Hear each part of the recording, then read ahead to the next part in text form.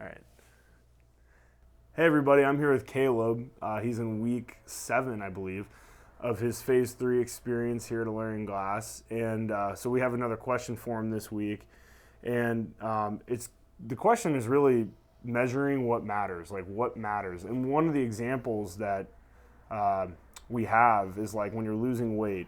How do you know if you're losing weight, gaining weight, maintaining weight? Are you checking? Are you checking up on your weight? Are you doing the things that you need to do to lose weight, to maintain weight, in just the process of that? So using that as an example of measuring what matters, we're going to ask Caleb. So how do you measure what matters?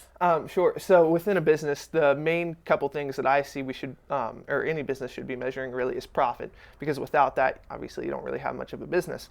And comparing it to the weight analogy, whether you're losing, maintaining, or gaining, maintaining would be called the break-even point, which is the amount you need weekly in order to pay your essential bills, whether that's your workers, inventory, those kind of essential things you need to pay.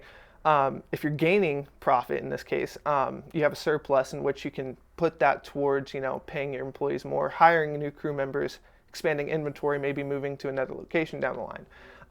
Obviously, you don't want to be losing profit in that case, because when you lose profit, you're not even making break even. So you're going to have to sacrifice somewhere in between in order to be able to keep going. So measuring what matters is really important, and you shouldn't be just measuring profit either. You should be measuring things that affect profit. So here at Alluring Glass, we focus on time and process, and also one and dones, which is basically the process from order to install. It's all one take. So when we measure that too, that also helps us to determine whether our resources are being put out in the most meaningful way possible, so that we can increase our profit to the best of our ability. Right.